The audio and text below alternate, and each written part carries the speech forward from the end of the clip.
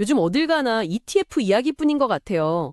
서점에만 가도 뭐 이 ETF 하나로 평생 월급 받기 이런 색들이 막 쌓여 있고요. 네, 맞아요. 받으리기 정답이라고 외치는 것 같은데 막상 계좌를 열어보면 너무 많잖아요. 그렇죠. 어떤 건 K 증시의 미래다. 어떤 건 미국 빅테크가 답이다.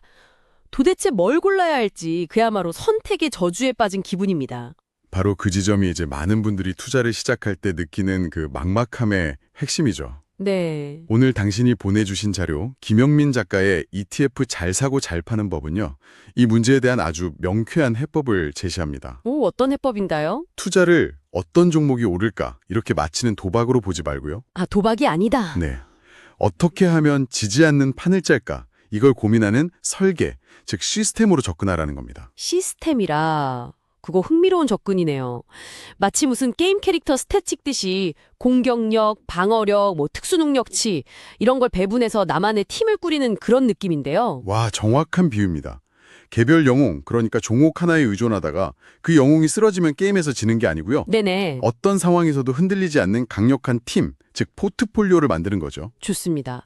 그럼 이번 시간에는 이 책의 통찰을 바탕으로 그 수많은 ETF라는 부품들 중에서 어떤 기준으로 핵심 부품을 골라내고 어떻게 당신만의 견고한 투자 시스템을 구축할 수 있을지 그 구체적인 설계도를 함께 그려보겠습니다. 그럼 먼저 책에서 가장 강조하는 키워드 시스템부터 제대로 짚고 넘어가야 할 것 같아요. 네. 왜 저자는 하필 수많은 투자 방법 중에 ETF가 개인 투자자에게 최고의 시스템이 될 수 있다 이렇게 단언하는 걸까요? 그 이유를 소외감이라는 감정에서 찾습니다. 한번 생각해 보세요. 소외감이요? 네, 내가 밤새 분석해서 산 주식은 지지부진한데 옆자리 동료가 그냥 재미로 샀다는 테마주가 막 급등할 때 어떤 기분이 드시나요? 솔직히 배 아프죠. 조급해지고 나도 저걸 샀어야 해나 이런 후회가 밀려오고요. 그렇죠. 그러다 결국 추격 매수하고 또 물리게 되는 그 악순환이 시작되는 거죠. 바로 그겁니다. 저자는 대부분의 개인 투자자가 종목 분석 능력이 부족해서가 아니라 바로 그 소외감과 조바심 때문에 실패한다고 진단합니다. 심리적인 요인이군요. 네, ETF는 이런 심리적 함정에서 우리를 구해주는 가장 효과적인 도구라는 거예요. 개별 기업의 흥망성쇠에 내 감정과 계좌가 유동치는 대신에 네. 시대의 흐름을 주도하는 국가와 산업 전체의 성장에 내 자산을 그냥 편안하게 동기화시키는 거죠. 한마디로 시장에서 소외되지 않을 권리를 사는 거군요. 맞습니다. 시장 전체를 내 편으로 만드는 거죠. 알겠습니다. 그렇다면 그 시스템의 첫 번째 구성 요소, 가장 익숙한 우리 한국 시장부터 한번 살펴보죠.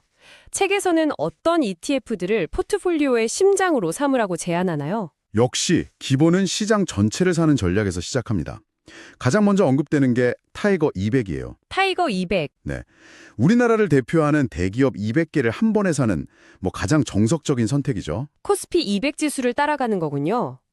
사실 이건 너무 기본이라 오히려 매력이 없다고 생각하는 분들도 있을 것 같은데요. 네, 그렇게 생각하실 수 있죠. 특히 요즘처럼 밸류업 프로그램 이야기가 나올 때 이 ETF는 어떤 의미를 가질 수 있을까요? 아주 좋은 질문입니다. 바로 그 기본이라는 점이 지금 시점에서는 가장 강력한 무기가 될 수 있습니다. 오, 정부의 밸류업 정책의 핵심이 결국 한국 대표 기업들의 체질을 개선하고 또 주주환원을 늘리라는 거잖아요. 네, 맞습니다. 그 정책의 수혜를 가장 직접적으로 가장 확실하게 받는 대상이 바로 이 200개 기업입니다. 그렇군요. 네, 어떤 특정 기업이 더 오를지 예측하는 대신 그냥 대한민국 대표팀 전체의 가치가 올라가는 그 흐름에 가장 확실하게 올라타는 방법인 셈이죠. 알겠습니다. 안정적인 대형주 중심의 코스피를 담았다면 다음은 역시 변동성은 크지만 폭발력 있는 코스닥이겠죠? 그렇죠. 여긴 워낙 한 방을 노리는 투자자들이 많아서 개별 종목 리스크가 더 무서운 시장이기도 하고요. 맞습니다. 그래서 책에서는 코덱스 코스닥 500을 대안으로 제시합니다. 2차 전지, 바이오, 게임, 엔터. 한국의 성장주들이 다 모여 있네요. 네, 맞아요. 한국의 혁신 성장을 상징하는 150개 기업을 묶어놓은 상품이죠. 개별 바이오 기업의 임상 실패라던가 성장주의 갑작스러운 급락 같은 그런 치명적인 위험은 피하면서요. 네. K혁신이 만들어내는 에너지의 과실은 온전히 누릴 수 있게 해주는 아주 영리한 전략입니다. 시장 전체의 흐름을 따라가는 것 외에 한국 경제를 이끄는 특정 산업에 더 집중하고 싶을 수도 있잖아요. 이른바 섹터 투자요. 물론이죠. 책에서는 어떤 산업을 주목하나요? 단연 반도체와 2차 전지 이 두 개의 기둥을 꼽습니다. 역시 그 둘이군요. 먼저 코덱스 반도체가 있는데 이건 단순히 삼성전자 주식을 사는 것과는 차원이 다릅니다. 오, 어떻게 다른가요? SK하이닉스는 물론이고요. 우리가 이름은 잘 몰라도 반도체 생산에 없어서는 안 될 핵심 소재 부품 장비 기업까지 말 그대로 대한민국 반도체 제국의 지분을 통째로 소유하는 개념입니다. 아, 특히 요즘 AI 열풍의 중심에 있는 HBM, 고대역폭 메모리 경쟁이 치열한데 그 수혜를 온전히 받을 수 있겠네요. 바로 그 점이 핵심입니다.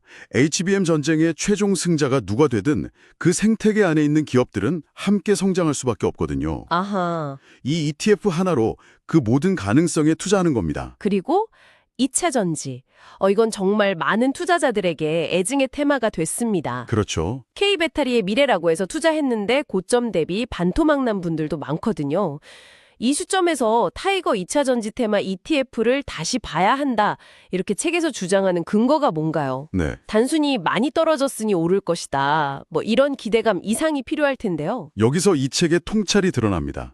2차 전지 산업의 무대를 더 이상 전기차에만 국한하지 않는 겁니다. 아, 전기차뿐만이 아니다. 네, 앞으로는 휴머노이드 로봇의 심정이 되고 AI 데이터 센터의 엄청난 전력 소모를 감당하는 ESS, 즉 에너지 저장 장치라는 새로운 성장 동력이 붙었다고 평가하죠. 그렇군요. 관점의 전환이네요. 네, 전기차 시장의 일시적 둔화라는 단기 악재를 넘어서 산업의 패러다임 자체가 확장되는 제도약의 관점에서 접근하는 겁니다. 알겠습니다. 그리고 책에서는 시장 방향에 따라 더 공격적으로 수익을 내거나 손실을 방어하는 도구들도 소개했죠. 네, 레버리지와 인버스입니다. 사실 이게 양날의 검이라 불리잖아요. 맞습니다. 그래서 저자는 명확한 사용 설명서를 제시합니다. 코덱스 레버리지나 코스닥 150 레버리지는 상승장에서 지수 등락률의 2배를 추종해서 수익을 극대화하는 공격적인 창이죠. 네. 하지만 명확한 상승 추세가 확인될 때 아주 짧고 강하게 활용해야 한다고 못을 박습니다. 그 이유가 바로 음해복리 효과 때문이죠. 이 개념을 좀 더 쉽게 설명해 주실 수 있나요? 아, 네, 물론입니다. 예를 들어 지수가 100에서 시작해서요. 다음날 10% 하락하면 90이 되고 그 다음날 다시 10% 상승하면 99가 되죠. 그렇죠. 원금 회복이 안 되네요. 네, 지수는 1% 손실인데 2배 레버리지 상품은 첫날 20% 하락해서 80이 되고요.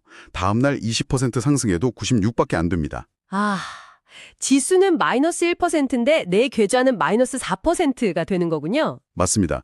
이게 바로 횡보장에서 레버리지 계좌가 녹아내리는 이유입니다. 그래서 추세가 없을 땐 절대 보유하면 안 되는 상품인 거죠. 반대로 KODX 인버스는 하락장에서 수익을 내는 계좌의 안전판 역할을 하겠군요. 네, 그런데 이것도 곧버스처럼 잘못 쓰면 계좌를 녹이는 주범이 되기도 하잖아요. 하락을 예측했다가 시장이 반등하면 손실이 2배가 되니까요. 이 보험을 효과적으로 쓰려면 어떤 원칙이 필요할까요? 인버스의 핵심은 예측이 아니라 해지, 즉 위험 분산에 있습니다. 했지요. 네, 내가 가진 주식 포트폴리오에 하락이 예상될 때 주식을 전부 팔기는 좀 아쉽고 불안하잖아요. 그렇죠. 그럴 때 포트폴리오의 일부를 인버스 ETF로 채워두면 실제 시장이 하락했을 때 주식에서 난 손실을 인버스에서의 수익으로 어느 정도 상쇄할 수 있습니다. 아, 손실폭을 줄여주는 거군요. 네, 모두가 공포에 떨 때 내 계좌의 하락폭을 줄여주는 그야말로 보험으로서의 역할에 충실해야지 이걸로 큰돈을 벌겠다는 생각은 아주 위험합니다. 한국 시장에서 공격과 방어의 기본기를 다졌는데 솔직히 이것만으로는 좀 아쉽죠. 그러면 결국 투자 수익률의 알파를 만들려면 전 세계 돈이 모이는 곳으로 가야 할 텐데 역시 미국 시장을 빼놓을 수 없겠네요. 당연합니다. 시스템의 엔진을 미국에 장착하는 단계죠. 여기서도 기본은 대표지수입니다. SPY와 VOO. 아, S&P 500. 네, 두 상품 모두 S&P 500 지수를 추종하는 그야말로 투자의 교과서이자 표준입니다. 근데 둘 다 똑같이 S&P 500을 추종하는데 책에서는 굳이 둘을 나눠서 설명하더라고요. 특히 장기 투자자라면 VOO가 더 낫다고 짚어렸는데 그 이유가 뭔가요? 바로 운용 보수의 미세한 차이 때문입니다. 아, 수수료요? 네, S&P와의 보수는 0.09%, VOO는 0.03% 수준입니다. 0.06% 차이면 정말 치끌 같잖아요. 네, 그렇죠. 하지만 1억 원을 30년 동안 투자한다고 가정하면 이 작은 차이가 복리 효과와 맞물려서 수백만 원의 격차를 만들어냅니다. 와, 장기 투자자에게는 이 티끌이 태산이 되는 거군요. 바로 그겁니다. 그렇군요. 그리고 S&P 500이 미국 시장의 품격을 상징한다면 기술 혁신의 심장은 역시 나스닥이죠. 맞습니다. 그 통로가 바로 QQQ입니다. 우리가 아는 애플, 마이크로소프트, 엔비디아, 아마존 같은 기술 혁신의 끝판왕, 나스닥 상위 100개 기업에 집중 투자하는 상품이죠. 네네. 책에서는 이걸 미래 권력을 선점하는 가장 확실한 길이라고 표현합니다. 인공지능, 자율주행, 클라우드 같은 세상을 바꾸는 기술들의 지분을 한 번에 사는 셈이니까요. 미국 주식하면 또 배당주를 빼놓을 수 없죠. 꾸준한 현금 흐름을 만들고 싶어하는 투자자들에게는 정말 매력적인데요. 그렇죠. 책에서 추천하는 배당 ETF는 어떤 특징이 있나요? 이 지점에서 책은 아주 구체적인 답을 줍니다. 바로 SCH기인데요. 이 ETF의 핵심 철학은 무작정 고배당이 아니라 지속 가능한 우량 고배당. 지속 가능한 우량 고배당. 네, 단순히 배당 수익률이 높은 기업이 아니라 최소 10년 이상 꾸준히 배당금을 늘려온 역사와 탄탄한 재무 건전성을 동시에 갖춘 기업 100개만을 엄선합니다. 아, 조건이 아주 까다롭네요. 네, 그래서 주가는 주가대로 오르면서 배당금도 계속 늘어나는 복리의 마법을 제대로 경험하게 해주는 정석 같은 상품이죠. 근데 월세처럼 매달 현금이 들어오는 구조를 선호하는 분들도 많더라고요. SCHD는 분기 배당이라 좀 아쉬워하는 분들도 있던데요. 바로 그런 투자자들을 위해 QIRD를 소개합니다. 이건 구조가 아주 독특한데 커버드 콜이라는 옵션 전략을 사용하거든요. 커버드 콜? 말이 좀 어려운데요. 이걸 쉽게 풀어서 설명해 주실 수 있나요? 네, QIRD 원리는 콜옵션이라는 파생 상품을 파는 겁니다. 쉽게 말해서 네. 나스닥 지수가 한 달 뒤에 특정 가격 이상으로 오르면 그 차익은 당신에게 넘겨줄게요. 그 대신 지금 당장 저에게 보험료 같은 프리미엄을 주세요 라고 약속하는 거죠. 아, 상승분을 포기하는 대가로 매달 수수료를 받는 거군요. 정확합니다. 그래서 시장이 크게 오르면 그 상승 과실은 놓치지만 시장이 횡보하거나 조금 하락할 때는 주가와 상관없이 매달 받은 프리미엄을 재원으로 꼬박꼬박 월세 같은 높은 분배금을 지급할 수 있는 구조입니다. 큰 시세 차익보다는 안정적인 현금 흐름에 최적화된 셈이네요. 네, 맞습니다. 그렇다면 반대로 안정성보다는 미래 기술에 더 과감하게 베팅하고 싶은 투자자를 위한 선택지도 있겠죠? 네, 바로 캐시 우드의 ARKK, ARK 이노베이션 ETF가 있습니다. 아, ARKK. 책에서는 이걸 포트폴리오의 도전적 지분으로 분류했는데 이 지점이 사실 투자자들 사이에서 논쟁이 아주 뜨거운 부분입니다. 맞아요. 2020년 팬데믹 때는 영웅 대접을 받았지만 2022년 금리 인상기에는 거의 역적이 될 뻔했으니까요. 그렇죠. 돈나무 언니라는 별명까지 얻었다가 한순간에 비판의 중심에 섰죠. 네, 그만큼 변동성이 극심하다는 뜻일 텐데 어떤 투자자가 이걸 담아야 할까요? 이 ETF는 당장의 실적보다는 유전자 편집, 블록체인, 우주 탐사처럼 10년 뒤 세상을 바꿀 파괴적 혁신의 잠재력에 투자합니다. 네. 따라서 이 ETF는 혁신의 폭발력에 베팅하는 동시에 투자 시스템 전체를 뒤흔들 수 있는 변동성 폭탄이 될 수도 있다는 점을 명확히 인지해야 합니다. 아, 위험 관리가 필수적이겠네요. 네, 책의 조언처럼 포트폴리오의 5% 미만으로 비중을 제한하는 식의 명확한 안전장치를 걸어두고 초고위험, 초고수익을 노리는 투자자에게만 적합한 아주 까다로운 부품이라고 할 수 있습니다. 미국 시장만으로도 든든하지만 투자 시스템을 더 견고하게 만들려면 영토를 더 확장할 필요가 있겠네요. 맞습니다. 계란을 한 바구니에 담지 말라는 격언처럼 지역 분산은 필수죠. 네. 저자는 여기서 포스트 차이나로 불리는 인도의 성장성에 주목합니다.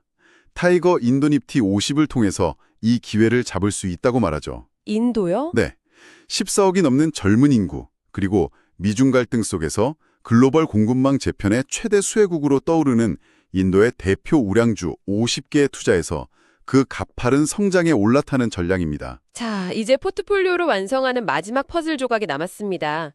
주식시장과는 다른 흐름을 보여서 위험을 분산시켜주는 자산, 바로 원자재인데요. 아주 중요한 포인트입니다. 주식시장이 불황일 때 오히려 빛을 발하는 자산들이죠. 그렇죠. 책에서는 여러 원자재 중에서도 특히 구리와 금을 강조합니다.